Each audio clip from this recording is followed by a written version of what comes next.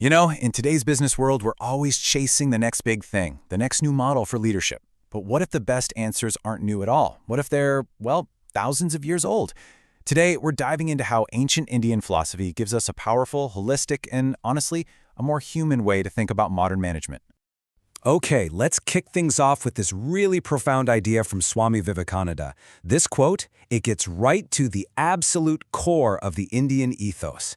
It's all about oneness, the idea that seeing a part of yourself in everyone else is where all ethics really begin. The moment we forget that connection, that's when the trouble starts. So keep that word oneness in your mind, because we're going to see it pop up again and again. All right, so here's our game plan. We're going to break this down into 5 key pieces. We'll start by defining what the Indian ethos actually is. Then we'll compare it to the Western models most of us are familiar with. After that, we'll get into the real heart of it, the 6 core principles, see how they play out in ancient stories, and finally, wrap it all up with what this looks like in the real world today. So, first things first. What exactly are we talking about when we say Indian ethos? It's a phrase that gets thrown around, but its roots are incredibly deep. So let's get our definition straight so we have a solid foundation for everything else. So, the dictionary defines ethos pretty simply. It's the characteristic spirit of a group. But in the Indian context, we're talking about something much more specific.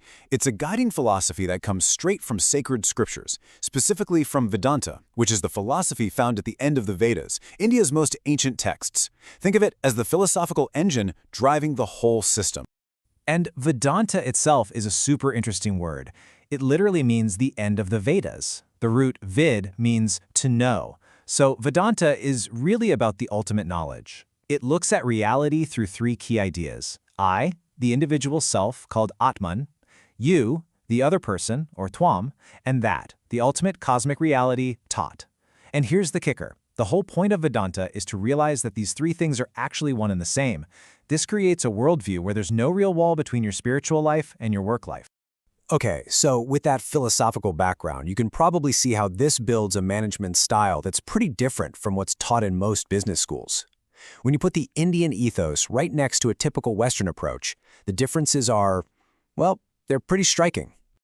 Now, this is where it gets really interesting. Let's just walk through this side by side. The Western approach, often it's all about material science. The Indian approach, it's value-based and holistic.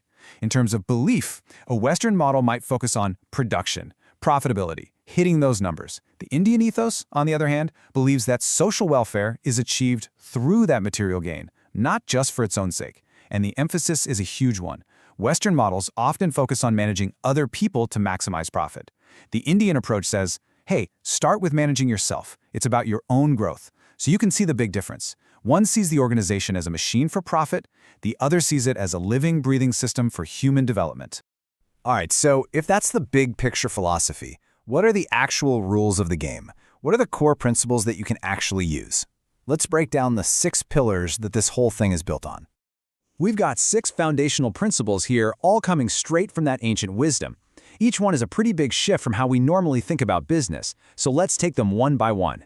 This first principle, it completely flips the script on the manager-employee relationship. The idea is that every single person has a divine spark, this huge potential for growth. And that means a person is not just a human resource to be used like a cog in a machine. The manager's job, then, isn't just to get work out of people. It's to help them unlock that potential and grow. I mean, that one shift in mindset changes everything, doesn't it? And that leads us straight to principle number 2, the holistic approach, which is all about that oneness we started with. This table here, based on the Gita, shows it perfectly. It's like a progression. First, you learn to see yourself in everyone, and everyone in yourself. But then you get to a higher state where you actually feel the joys and sorrows of other people as if they were your own. The main takeaway is that when you truly feel that connection, ethics and compassion aren't a list of rules you have to follow. They just happen naturally. The third principle just flows right from that. It's about choosing cooperation over cutthroat competition. Because if we're all connected, what's the point of tearing each other down? This spirit is captured in a fantastic Sanskrit term from the Gita, Loka Sangraha. It literally means working for the good of the world. It's this powerful idea that should guide a leader, to move away from purely selfish goals towards actions that help the whole community. The fourth principle is about finding a balance between the subjective and the objective. Basically, a manager has to use both their intuition and values and the hard data and facts. You need both head and heart. And right after that, we have principle number 5, a really famous one, karma yoga. You've probably heard the term, but in management, it means doing selfless work, or what you might call detached involvement. It's about doing your job to the absolute best of your ability because the work itself is worth doing, not just because you're chasing a bonus. The idea is you have a right to your actions, but you don't have a right to the results. And that simple shift can dramatically lower stress and help you focus. And finally, our 6th principle is all about excellence. The Sanskrit phrase for this is yoga karmasu kaushalam, which translates to yoga is skill in action. Now, yoga here doesn't mean the poses. It means intense focus and union. You achieve excellence when your head, your heart, and your hands, your thoughts, feelings, and actions are all working together in perfect harmony. Suddenly, any job becomes a chance to do something truly good. Now, these principles are not just abstract ideas floating around. You can actually see them demonstrated in the stories of the great Indian epics. You can think of these ancient texts as some of the world's first ever case studies in leadership. The Bhagavad Gita, for example, is just a goldmine of management advice. It's a masterclass in transformational leadership.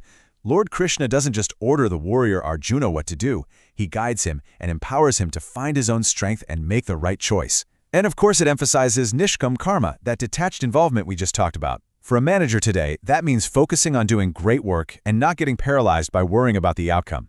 That's how you build resilience. And it's the same with the Ramayana. This epic gives us a powerful blueprint for leadership. Lord Rama's vision to rescue Sita is unwavering, and that's a huge lesson in mission-driven leadership. But he's also a brilliant delegator. He doesn't try to do it all himself. He empowers his team. He trusts his key people like Hanuman with incredibly important missions.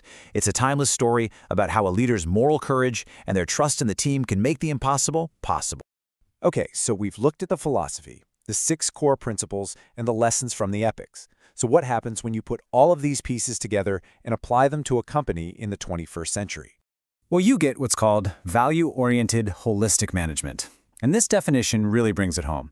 It's a management model that's driven by a deep set of values, not just by the bottom line. And those values touch everyone: employees, customers, the wider community, even the environment. The organization isn't seen as some isolated box, but as a responsible, interconnected part of society, all built on that universal truth of oneness that we started with. And the benefits of doing this? They're huge. Managers actually become more effective because their attitude is pure. Employees feel valued, their confidence skyrockets, and so does productivity. The company builds this amazing reputation as a place that cares about people. And on an even deeper level, it helps everyone in the organization to become better, to grow, to transform, and to reach a higher level of consciousness. So this all leads us to one big final thought. In a world where so many of us are looking for more meaning and purpose in our work, not just a paycheck, is it possible that the most innovative, most forward-thinking ideas aren't new at all? Maybe, just maybe, the future of management lies in rediscovering the timeless, holistic wisdom that's been right here with us all along.